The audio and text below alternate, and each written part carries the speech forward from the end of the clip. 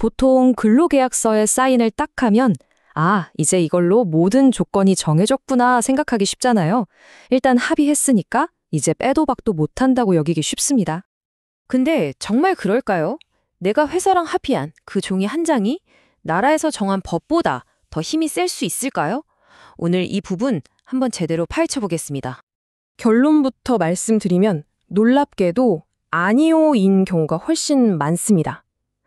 네, 여러분이 분명히 동의하고 사인까지 했더라도요, 법에 어긋나는 내용은 그냥 효력이 없을 수가 있어요.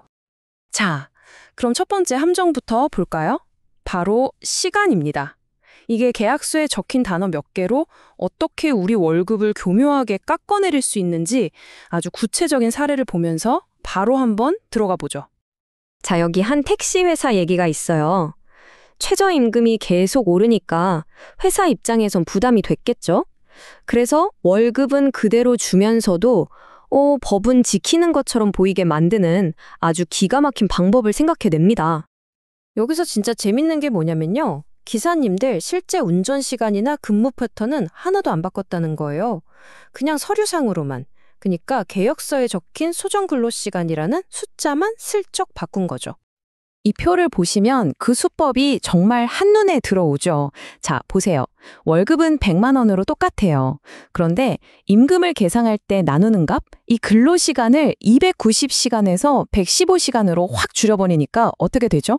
시간당 임금을 갑자기 2배 가까이 콩충 뛰는 거예요. 와, 이렇게 하니까 최저임금을 넘는 것처럼 보이잖아요. 정말 마법 같죠? 하지만 우리 대법원이 이걸 가만히 보고만 있진 않았죠. 딱 잘라 말했습니다. 이건 명백한 탈법 행위다. 강행법규, 그러니까 무조건 지켜야 하는 최저임금법을 피하려고 꼼수를 쓴 거니까 그 합의는 무효라고 판결한 겁니다. 실제 일한 가치는 그대로니까요. 자, 시간을 이용한 또 다른 함정을 한번 볼까요? 이번에는 버스 기사님들 얘기입니다. 상계라는 말이 나오는데요. 이게 언뜻 들으면 되게 합리적으로 들리거든요. 하지만 그 안에 어떤 문제가 숨어 있는지 지금부터 파헤쳐 보겠습니다.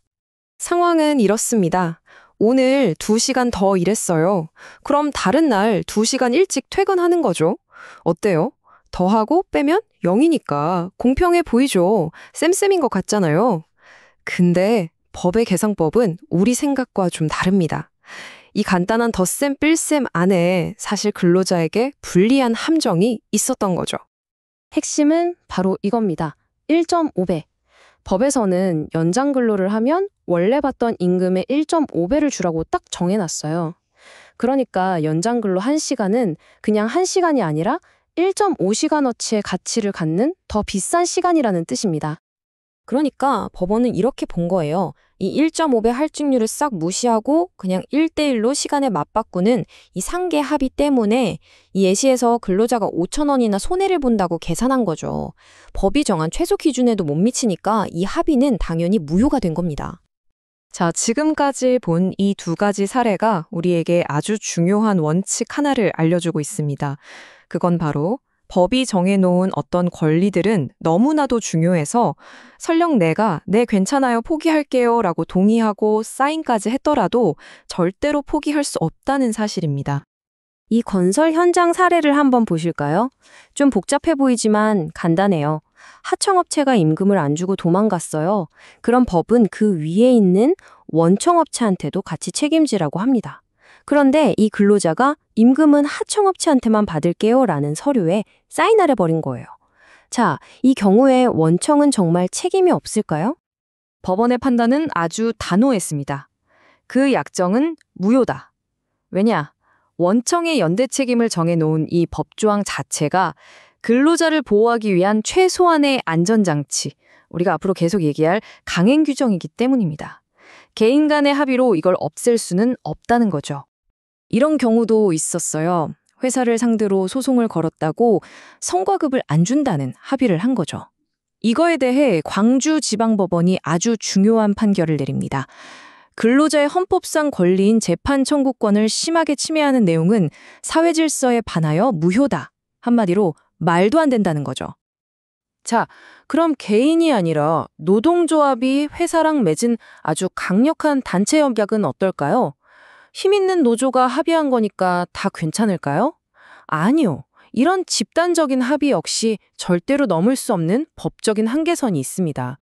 아무리 노조라도 마음대로 할 수 없는 것들이 있어요. 예를 들어 이미 일에서 발생한 임금은 근로자 개인의 재산이거든요. 이걸 노조가 합의로 없던 걸로 합시다 할 수는 없어요. 또 방금 본 것처럼 재판을 받을 권리 같은 헌법상의 기본권을 침해하는 합의도 할 수 없고요. 심지어 계약 기간을 정하지 않았더라도 법에서 보통 2년이라는 유효기간을 둬서 끝없이 이어지는 계약을 막고 있습니다. 자, 지금까지 우리가 살펴본 모든 사례들, 택시기사, 버스기사, 건설 근로자. 이 모든 이야기가 결국 단 하나의 아주 강력하고 중요한 법의 원칙을 향하고 있습니다.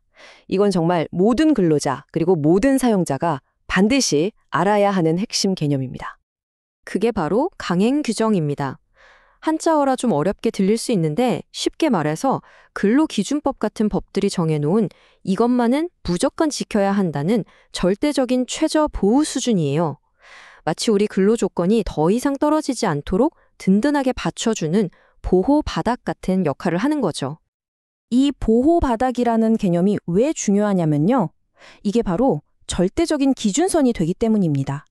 만약 여러분이 맺은 계약서에 어떤 조항이 이 바닥보다 낮은 수준이라면 설령 여러분이 거기에 사인을 했더라도 법적으로는 그냥 없는 조항이 되는 거예요. 그리고 그 텅 빈 자리는 법이 정한 기준으로 자동으로 채워지는 거죠. 아주 강력하죠?